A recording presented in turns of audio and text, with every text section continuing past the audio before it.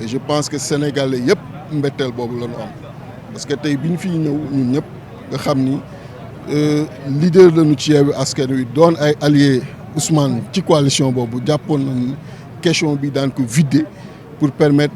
au président Ousmane mu mën a jot ay fiches de parrainage am. On est le 17 novembre et damay rappeler que à partir du 11 décembre la ñuy déposer fiche parrainage yi candidature yi ba le 26 décembre donc bu ñu renvoyer comme ils l'ont fait aujourd'hui lépp ci tribunal de Dakar lan lay tekki mooy procédure bi dañ koy reprendre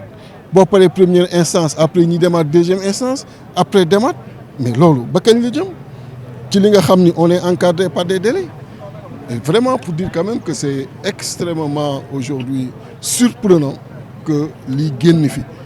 di wax rek que Sénégal bu naan démocratie bu taaru la loolu dafa am taxawaay bu muy laaj te taxawaay bi muy laaj mooy fexe ba képp ku war a bokk ci élection président Macky Sall bu fekkoon obstacle yi mu teg lan ko tegaloon en 2012 doon tey président de la République du Sénégal dafa fekk code électoral bi faciliter bi encadrer la participation li mu waroon def mooy fexe ba code électoral boobu gën a dem ci sensu faciliter la participation bu ko defee tey képp ku bëgg bokk élection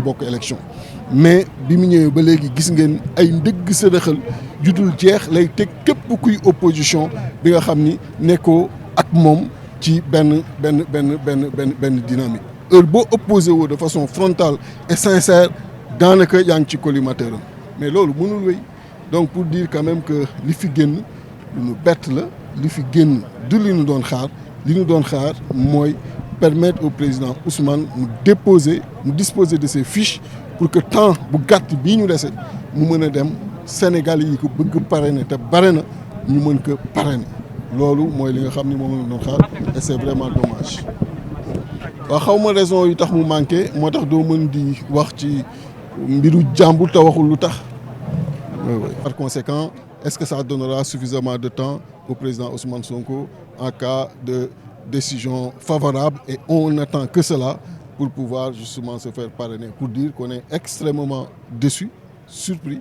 par cette décision pour la bonne et simple raison que le Sénégal, on dit que c'est une grande démocratie et une grande démocratie, c'est une posture et la posture veut justement que tous ceux qui sont citoyens et qui ont des projets et qui sont porteurs d'espoir, qu'on puisse les présenter devant le peuple sénégalais souverain et à lui seul lui appartiendra de choisir son prochain président. Mais ce qu'on voit là, très sincèrement, ce n'est rien d'autre qu'une manière de retarder les choses pour ne pas donner de temps du tout au président Ousmane Sonko de pouvoir se faire parrainer convenablement. Parce qu'on renvoie, tout est renvoyé devant le tribunal d'instance de Dakar. Ça veut dire qu'on reprend le procès au niveau de ce tribunal en cassant le verdict que le tribunal de Ziguinchor vient de donner. Et c'est un temps donc qui est encore là, qu'il va falloir observer et jusqu'à quand? C'est ça la grande question.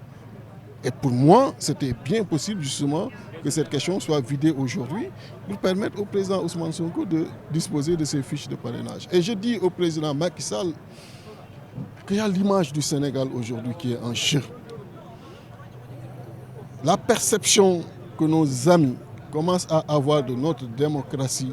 est une perception extrêmement négative.